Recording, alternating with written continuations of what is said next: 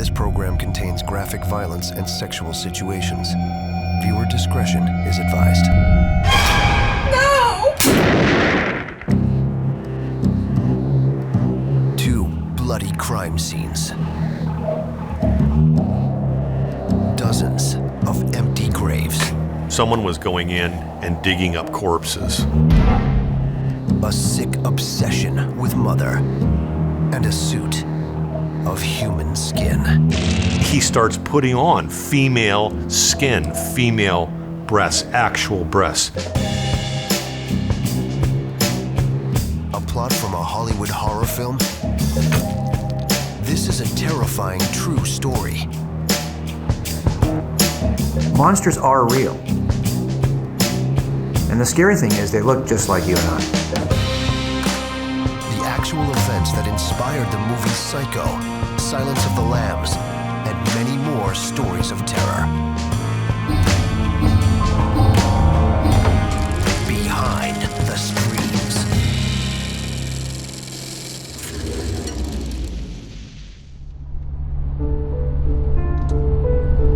Small town America, 1954. It's a time of peace and prosperity. In rural Plainfield, Wisconsin, a town of less than 800 people.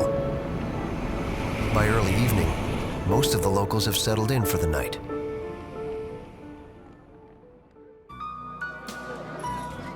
But a dim light still shines inside one local tavern. The owner, Mary Hogan, is busy cleaning up after a long day of work. She's a tough, outspoken woman who can hold her own against drunk and disorderly patrons. There's just one person left in her bar. As he quietly sips his coffee, she goes about her routine.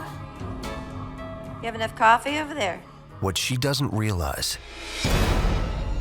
inside this man, a flame of cruelty and hatred is burning, slowly growing more intense and more deadly.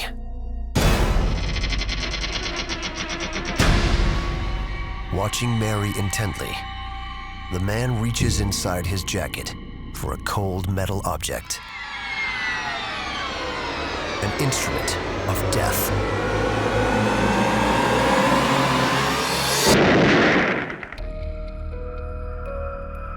The next morning, the middle-aged bar owner's nowhere to be found.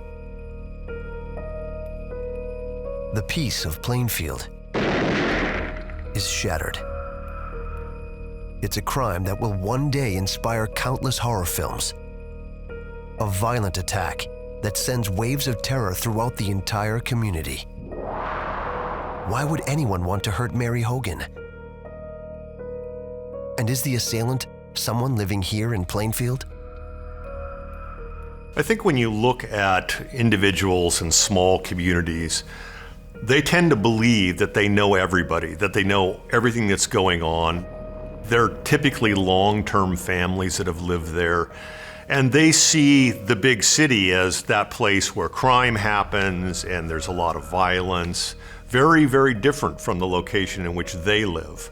So anytime you have violent crime in a small community like that, it's going, and especially really aberrant violent crime, it's going to have a huge impact on the public there.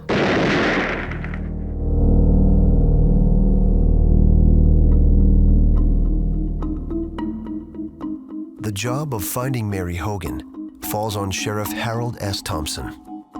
Nicknamed Topper, he's a tough, serious man, a father of 12 children. Although he's a veteran peacekeeper, he's only been assigned as sheriff temporarily. Used to settling misdemeanors and local disputes, violent crime is something entirely new for Topper. Most of these investigators and police officers were appointed. They have very little training, so they don't have any experience working cases like this. It becomes a daunting task when they're faced with a disappearance of an individual.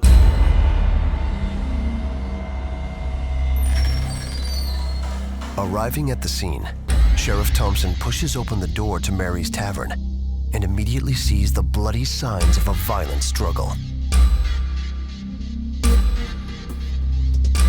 He scans for anything out of place. A cash box lays empty on the counter. But something tells him this is something far more sinister than a robbery. In every crime scene, you have something that is being targeted by the suspect. The problem with this crime scene is that you've got missing cash from the scene, but you also have a missing body from the scene. Typically in a robbery, we're looking for the thing that's being taken. It's going to be cash, it's going to be some sense of valuables, some object perhaps, but when a body is missing, it's clear that the target is not just property, it's a person. Thompson finds a single bullet casing resting ominously on the floor. Clear evidence, the pool of blood is from a gunshot wound. On the bar, a spilled coffee mug sits upright, marked with a bloody fingerprint. Thompson wonders, does this print belong to the killer? A bloody fingerprint at the scene is really important to us because it indicates it's probably been left at the time of the crime. But remember, in the 50s, we don't have the same kind of database as we have today. A fingerprint database is going to be very, very thin, if at all. Without a known suspect with fingerprints in custody, there's nothing to match. Bloody drag marks lead from the bar through the red puddle on the floor toward a door. Outside, the trail ends at a set of tire tracks. Every crime scene hopefully leaves you with some form of forensic evidence. In this particular situation, inside you've got blood smears from the body being drugged, and outside you've got tire tracks. The problem, of course, is you're going to have a series of tires to match the tracks to. So it may have some investigative value for you along the way, but more importantly, it'll have value once you find the guy who has the tires.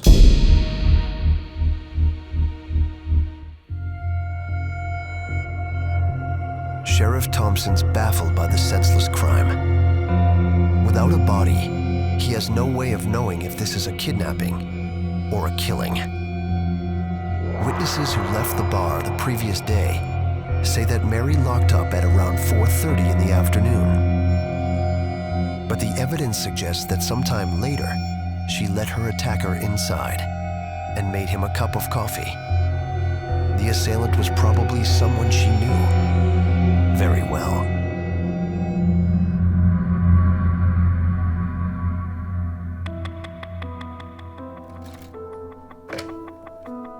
Recognizing his lack of experience and need for help, Sheriff Thompson calls the crime lab in nearby Madison to inspect the scene. Yeah, hey Ron, this is Sheriff Thompson down here at the Sheriff's Station. If you don't have expertise and you haven't worked a ton of these scenes, there's probably going to be something you miss. And that's why smaller agencies will sometimes call a larger agency that has experience doing a number of homicides. You have a better chance of catching that missing detail. Thompson also starts a list of potential suspects. Mary Hogan had no known enemies, but her past is shrouded in mystery. Twice divorced, she moved to Plainfield from Chicago. Some locals believe she may have managed a big city brothel. There's even talk around town that Mary had ties to the mob. Was Mary in trouble with the mafia? And if so, did they follow her all the way to Plainfield to take her out? There's a kind of a history and a period of time in America when the mob, loosely referred to organized crime, was seen as more influential by investigating agencies. So at this point, we're looking at the potential that a mob hit could be in place here at this scene. But there's a problem with this theory of a mob assassination. Unlike Chicago, Plainfield is a small, close-knit community. People tend to notice when sharply dressed city folk drive into town. Even an average-looking stranger couldn't pass through without being noticed by someone. If it's a mob-style execution, I would either expect there to be a body still at the scene, executed in a particular fashion, or no body at all. What you have here is a kind of a combination of both, which really doesn't make sense from the perspective of a mob execution. If the mob isn't responsible for Mary's disappearance, maybe someone living in Plainfield is to blame. Mary's outspoken manner could have rubbed a bar patron the wrong way.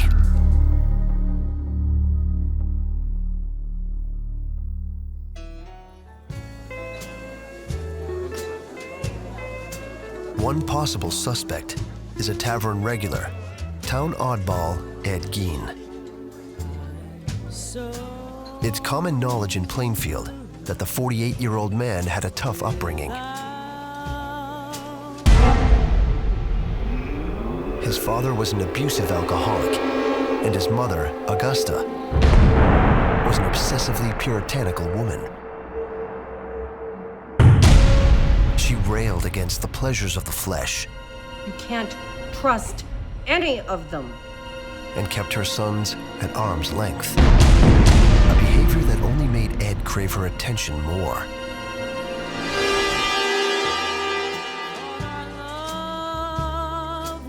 It also made him very awkward when it came to women. Ed had made comments about Mary in the past, so when people are focusing on, like, who could have done this? Why is she gone? What happened to her? Ed's name sort of surfaces, comes up to the top. While Ed's considered harmless by everyone in town, he was involved in another bizarre incident.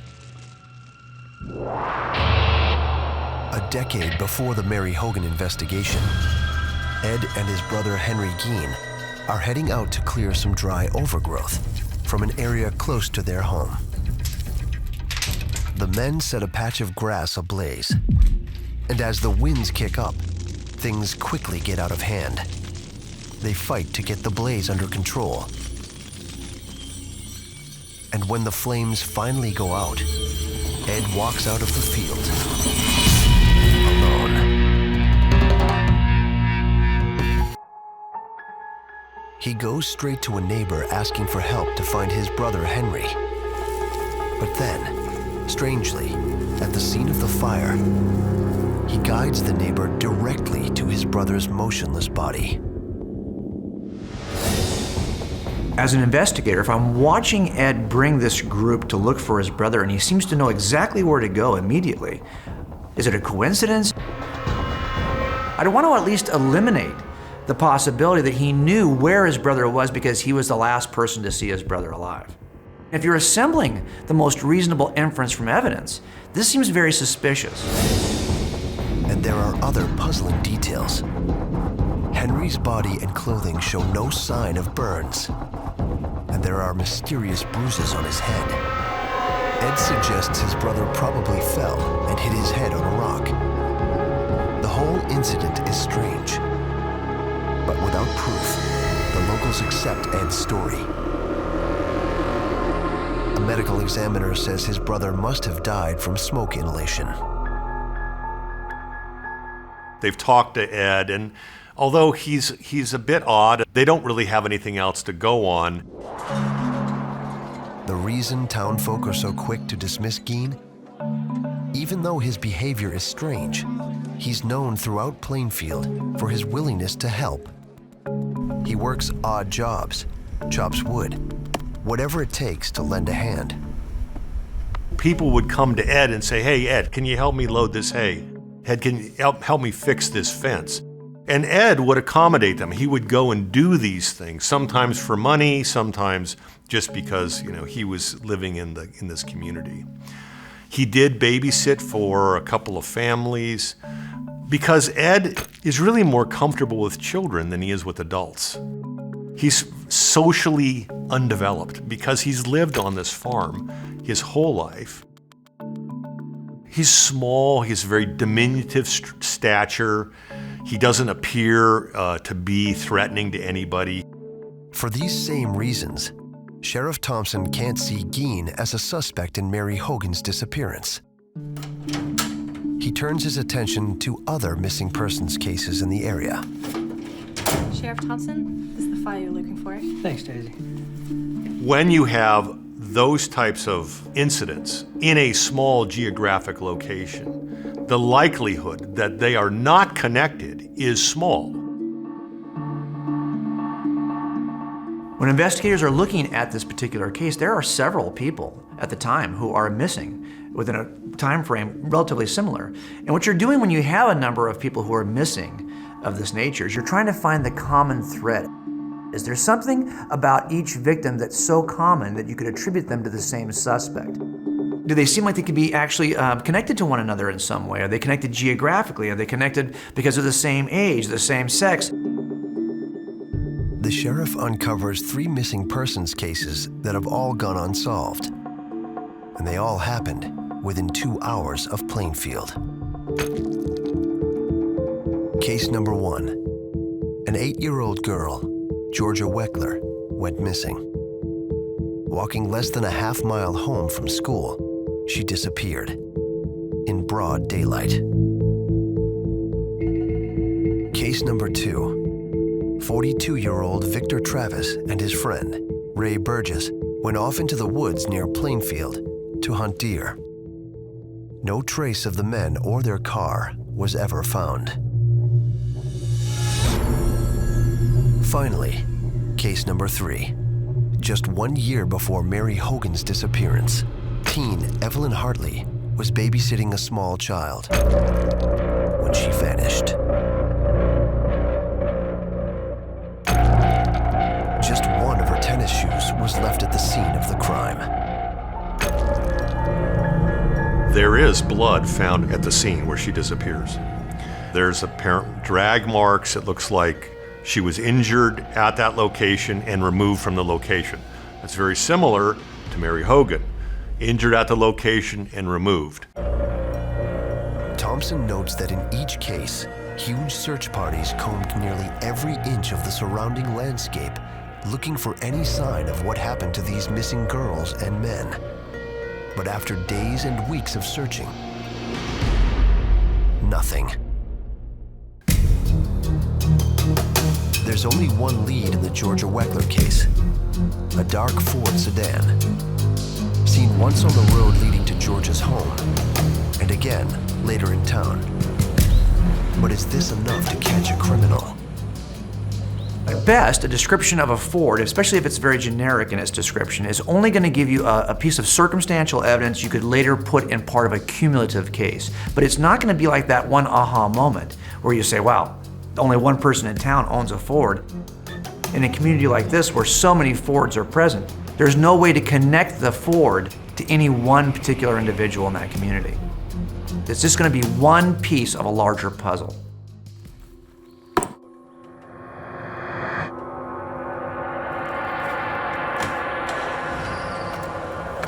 One witness claimed he saw a young girl in the back seat pleading to go home, and a man shoving her down, out of sight. Then the car was gone. But was Georgia the young girl in the back seat? Was this a drifter kidnapping people for ransom?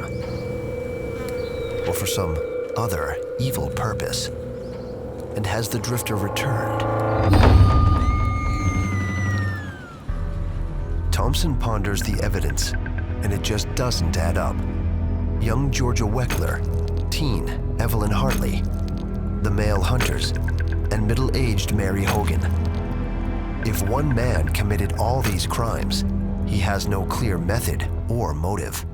In this case, you've got a middle-aged woman, you've got 2 young girls, and you've got 2 hunters that are part of the potential missings that people are looking at. And you're trying to say to yourself, well, what is it about these 5 different missing people that is similar or dissimilar? There's a lot of differences here between these 5 missing persons. I think if we were to look at these crimes in present day, of course, we might say that there may be some connection, especially in these small communities. We're talking hundreds of people.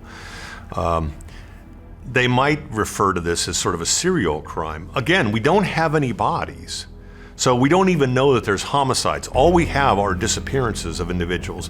We suspect there's been foul play because there's blood at a couple of these scenes, but all we have is that they've disappeared.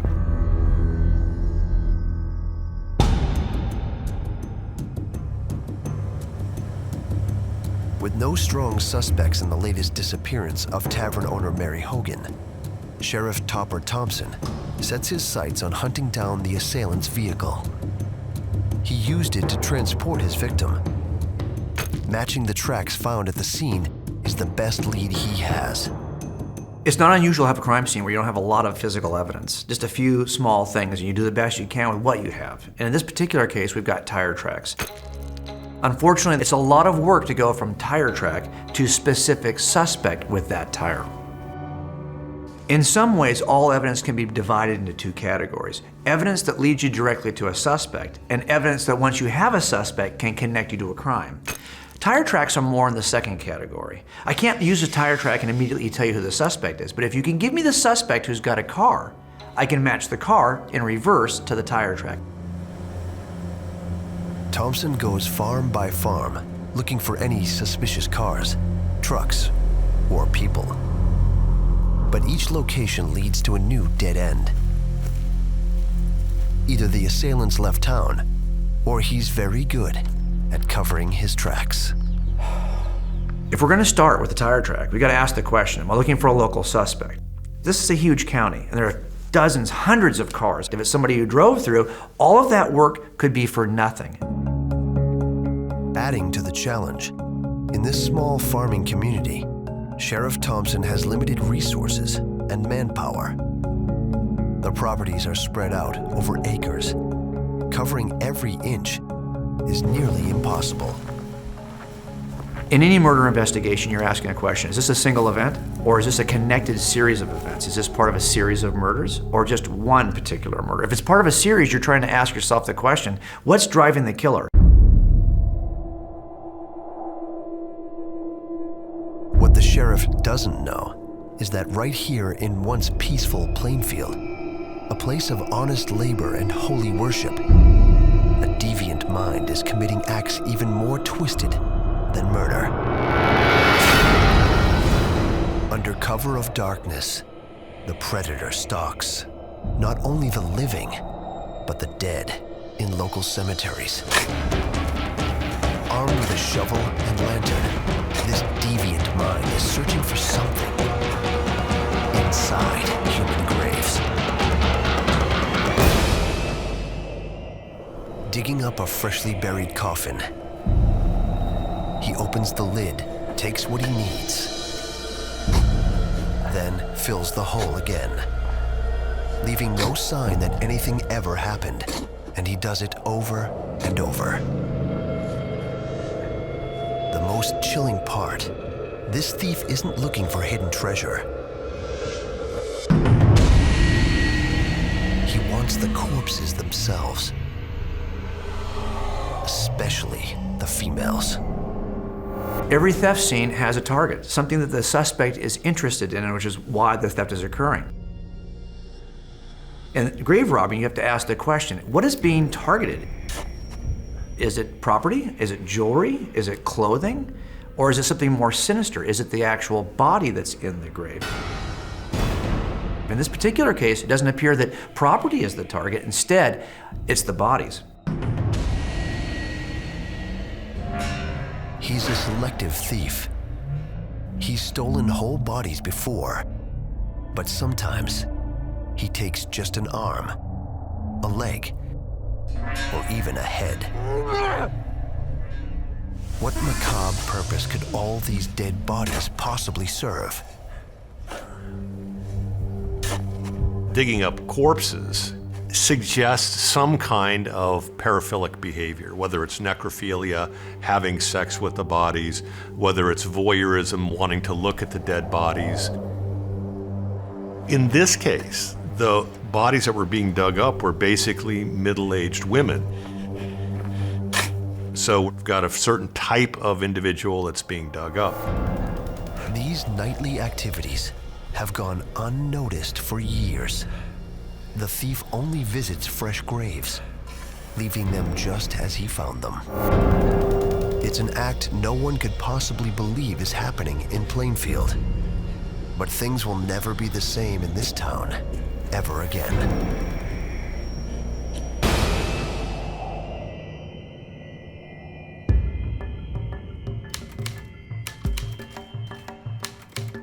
Three years after the disappearance of Mary Hogan, Sheriff Topper Thompson has moved on.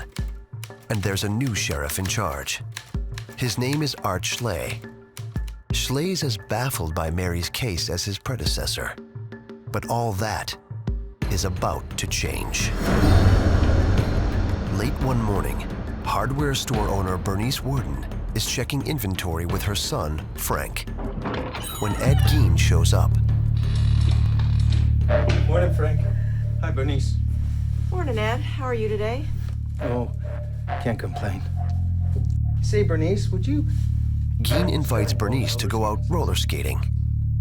Oh, I don't know, Ed. Store's keeping me pretty busy these days. He's asked before, and she's always said no. When she declines, Yeah, Ed, we're pretty busy stocking up here. he turns to Frank. Bet you're still going deer hunting tomorrow, right, Frank? Crack of dawn. Couldn't miss that. Bernice, I need a gallon of antifreeze. I'll come by tomorrow and get it. Okay, Ed, I'll make a note of that. See you tomorrow.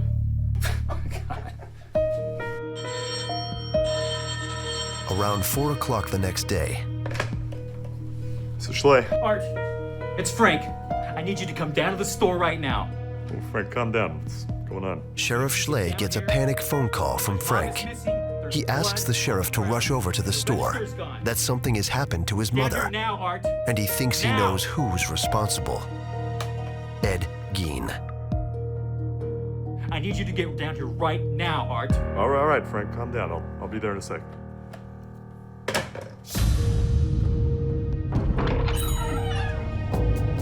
Entering the store, Sheriff Schley is immediately struck by how similar it looks to the Mary Hogan crime scene 3 years earlier. Something's wrong, Art. Look, there's blood on the floor. Frank tells Schley when he got back from deer hunting, his mother was gone. The cash register was missing, and one of the rifles for sale had a spent cartridge still inside the chamber. Okay, well, it could have been a robbery. I don't think so. I think it was Ed Gein. Sheriff Schley scans the scene. He sees bloody streaks on the shop floor. It indicates Bernice was dragged away. But this clue won't help to identify the assailant. In the 1950s, we don't have the technology that's available to us today, and the technology to collect certain forms of evidence for DNA or blood typing or any other forensic comparisons. Luckily, that's not the only clue. Look, right here. Frank shows Sheriff Schley the most critical piece of evidence. A sales receipt for antifreeze. The same item Gein had inquired about the day before. Bernice's son, although he's not a homicide detective, not trained that way, he's got a real motivation. He's got an avid interest, number one, in this kind of a crime scene, but number two, this is his mom that's missing. He's motivated in a way that most homicide detectives aren't. Immediately, Sheriff Schley's mind starts racing. He reviews the evidence left in the store, and a vision of the horrible attack starts to take shape. With Frank out hunting all morning, Bernice would have been all alone when Ed returned to Warden's hardware store. Hi, Bernice. Hey, Ed. I've got that antifreeze you wanted. Bernice keeps rifles behind the counter for sale. All Ed needs to do is find a way to get Bernice to heading back. Here you go. Hey. Then Almost forgot. he could make his move. I have to do some work on the shed today, so I need some 4-penny nails. Oh, okay. I have those in back, so just hang on a minute. Slipping behind the counter, he could quickly grab an unloaded rifle off the wall and quietly step back into the front of the store. His next step is proof this attack must have been premeditated. With no ammo on display, he must have brought his own cartridge. Pulling the bullet from his jacket pocket, he could silently load the weapon and wait for his victim to return. Okay, Ed, I got the nails you wanted. How many of them you... As Bernice made her way to the front of the store, she had no way to know. Ed Gein was seething with with anger. You should have gone roller skating with me, Bernice. Ed! No!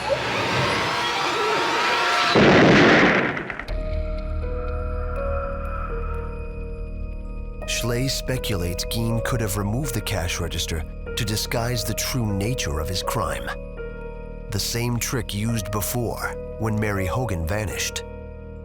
But are the two crimes truly related? And is Gein really a monster living in plain sight? So here we have another scene. A missing female, gunshot wound, blood at the scene, the body is missing. Very interesting and very distinct MO, and it's very similar to what happened to Mary earlier. These two crimes appear to be connected. Immediately, Sheriff Schley picks up his partner, Dan Chase, and the hunt is on. The officers quickly locate Gein outside a neighbor's home.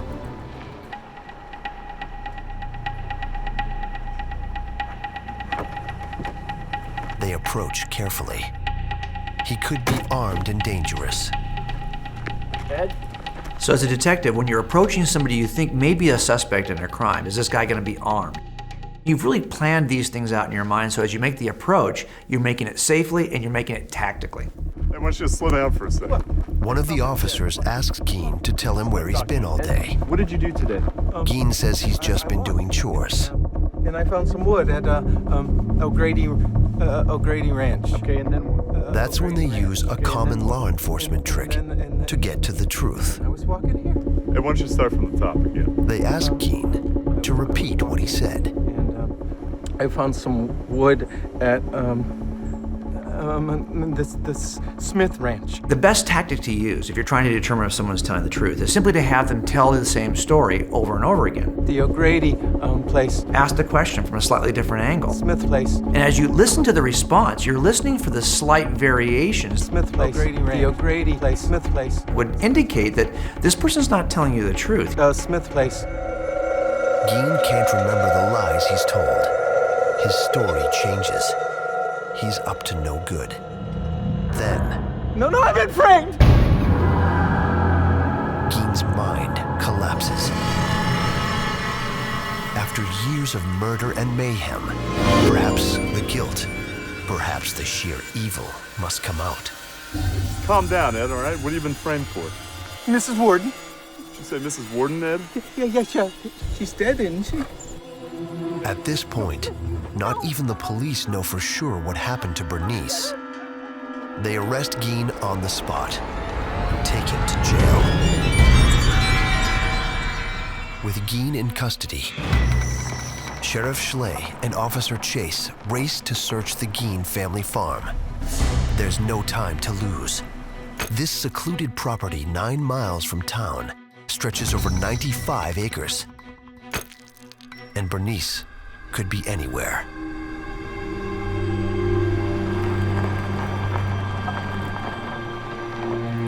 They begin just a short drive off the road at Ed Gein's very dark and forbidding home.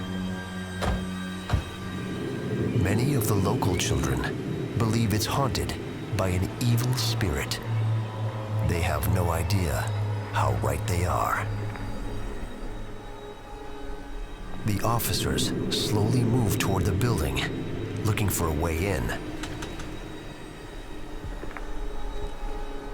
They can actually enter the residence if they have a sense there's a possibility that somebody's still alive, is injured, is in dire need of help. It's exigent circumstances.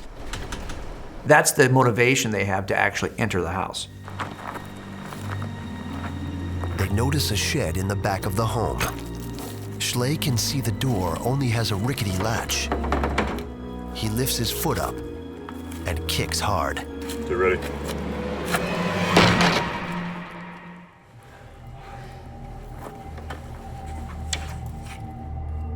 Anytime you walk into a scene like this, you have a kind of a tension between discovery and danger. You have a sense that I'm going to discover something that's powerful, that's going to make this case. Maybe I'll even discover Bernice alive. That would be great. But there's always a sense of danger, too. You don't know that Ed Gein is acting alone. You don't know what's going to be in there, who's going to be in there. You could walk in and get ambushed. So as you're walking into a scene like this, you're always on the edge of your seat. You're always on guard.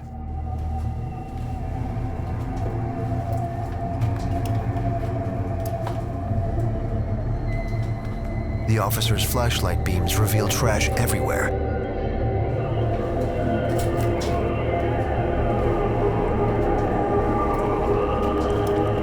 But what they're about to see, they could never imagine and will never forget.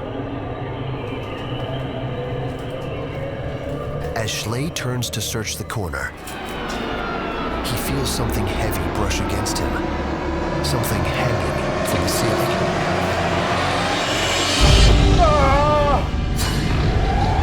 It's a human body. Oh, God.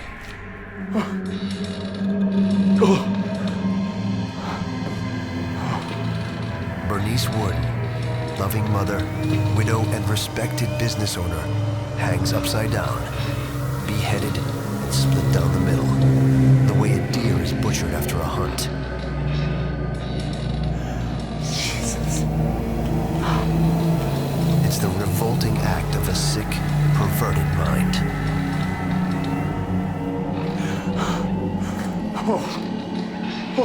No matter how tough you think you are as a cop, and most of us when we train, we think we're pretty tough about these kinds of things, especially if you're working homicides, some scenes are worse than others. And here you have the most horrific scene, one of the worst scenes in the history of homicides. He reacts like probably most of us would, runs out of the room and throws up.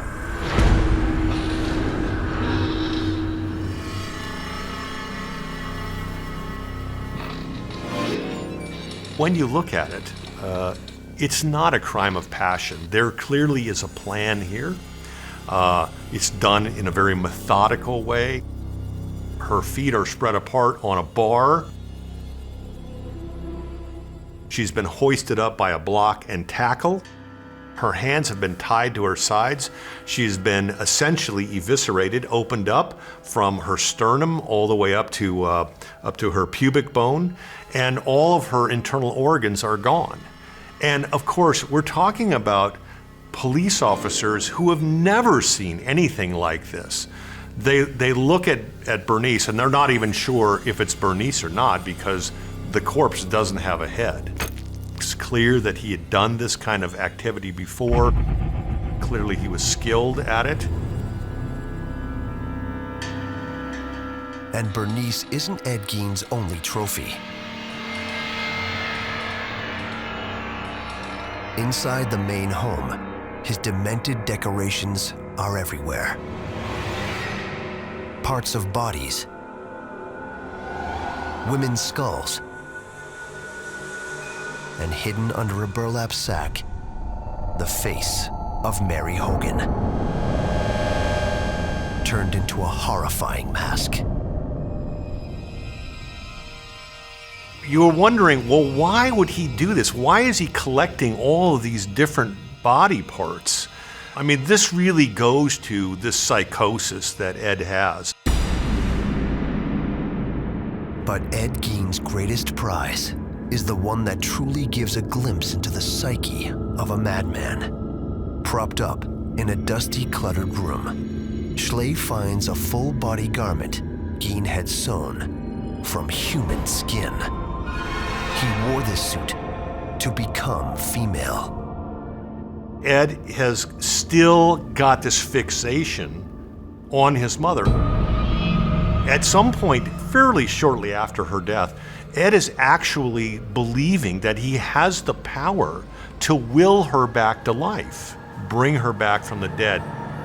And when he can't do that, he essentially recreates her in himself.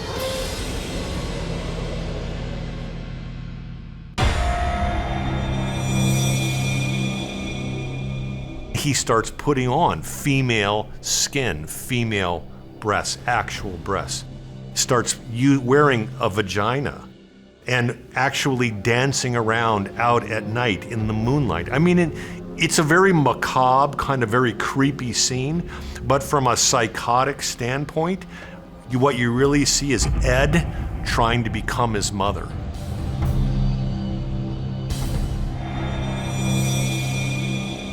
Seeing this house of horrors, Sheriff Schley comes up with a possible motive in the murders of Mary Hogan and Bernice Worden. To Ed Gein, his mother, Augusta, was a saintly figure, incorruptible and free of sin. And though Mary Hogan and Bernice Worden reminded him of his mother, in his eyes, they were the opposite. They brought out something inside him that Augusta fought all her life to suppress. Gein's manly lust. I can't believe you looked at that horrible girl, Cindy. You have to learn. He wanted these women, and this urge went against everything he'd been raised to believe. It drove him to insane violence. When his mother died, it was devastating for Ed. He lost not only his very best friend, but he lost his support structure. Ed, I think, essentially was socially and emotionally lost at that point. Gein's clothing made of human flesh, his bloody crimes, and his childish, simpleton's grin horrify and mystify the public. How could a man like this exist? The psychology of Ed Gein is fascinating to me. What drove him to take these two victims when he did, years apart, and what he did in the middle of all those years. And it seems that Ed is far more fascinated with the parts he got from the murders than the actual victims themselves.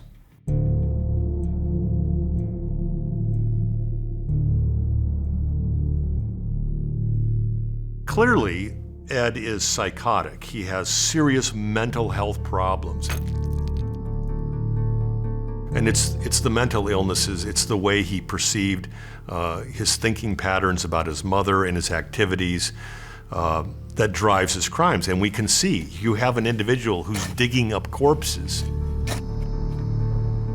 He's cutting out vaginas, he's cutting off breasts, he's cutting off the skin, he's cutting off the skull and taking off the hair on the skull. He's wearing it. He's making clothing out of a woman's skin. This is incredibly aberrant behavior, but his crimes are driven by this severe mental illness.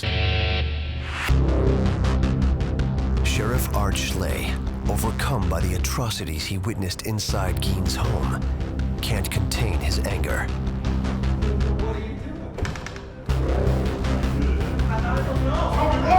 He attacks Gein in his jail cell, repeatedly slamming him against a wall, hoping he can force Gein to confess to murder. He never does. Gein maintained his innocence throughout the murder trial. In court, he claimed he killed Bernice Worden by accident, that the sight of blood made him faint. He couldn't recall how she came to be hanging in his home. So where did he get the huge array of human body parts police found in his home? He says he pulled them from local graves. He's admitting to the police that he has engaged in digging up corpses from local cemeteries. Some he took with him, some he returned, some he removed body parts from, some he was skinning, but he's engaged with these dead individuals, all women.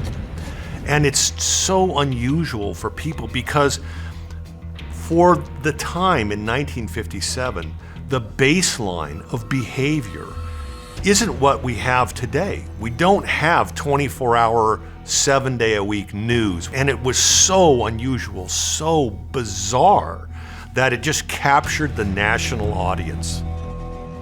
Although he was ultimately found guilty of murder, he never saw the inside of a prison cell.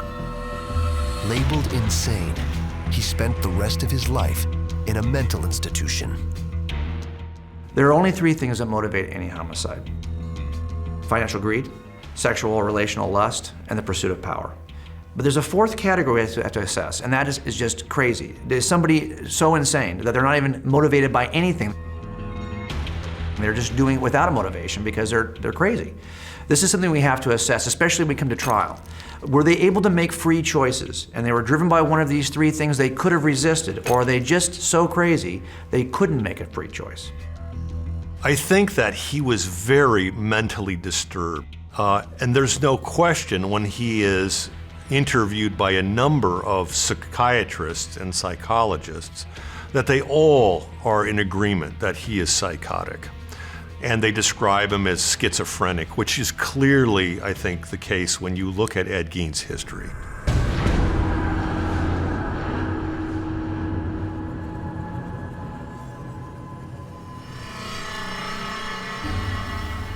I think that the delusions that he had and perhaps some of the auditory hallucinations, this severe mental illness had him acting in ways that we might characterize them as evil. But I would say that when you're talking about psychopaths, people who understand the difference between right and wrong and simply choose to do wrong, that is probably an individual that I would describe as more evil.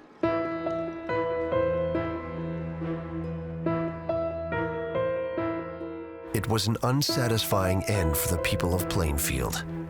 With no way to strike out Ed Gein the man, they wreaked their vengeance on Gein's family home, burning it to the ground.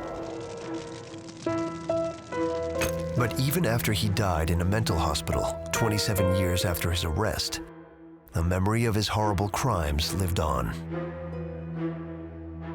Buried in his family plot, Gein's tombstone was vandalized repeatedly. Authorities finally placed it in storage for safekeeping.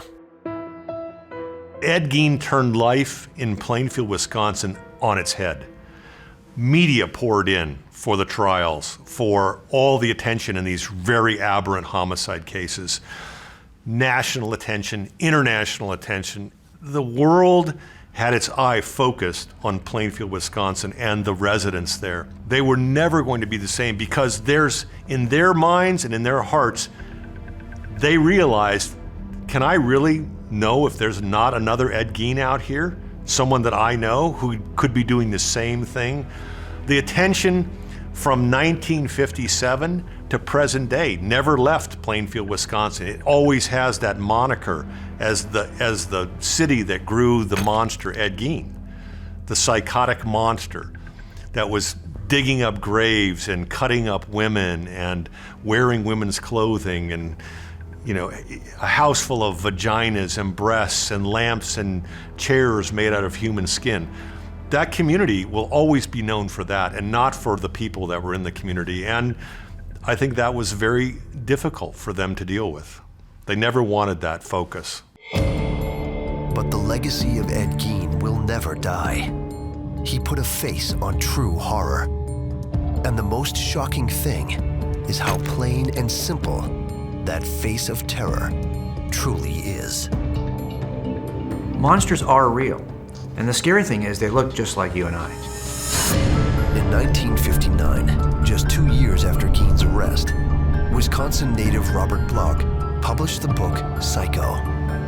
In it, the main character, Norman Bates, obsessed with his late mother, kills victim after victim in the small town of Fairvale. The film adaptation of Bloch's novel is one of the most famous horror films of all time.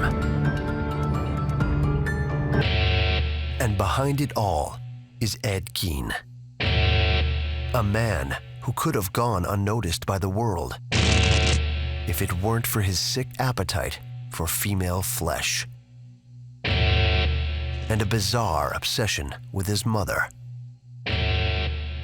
In many ways, Ed Gein was a very ordinary guy. He lived alongside his victims for years before they became his victims. I think that's what's so shocking about Ed Gein's case, is it's horrifying to think that there's somebody who could be just like us, looks like us, lives with us, interacts with us, and in the end becomes a predator of us. And that's why I think Ed Gein has lived on in infamy as the face of evil. 2 bloody murders, a grave robber that steals human bodies, and a suit sewn from female flesh.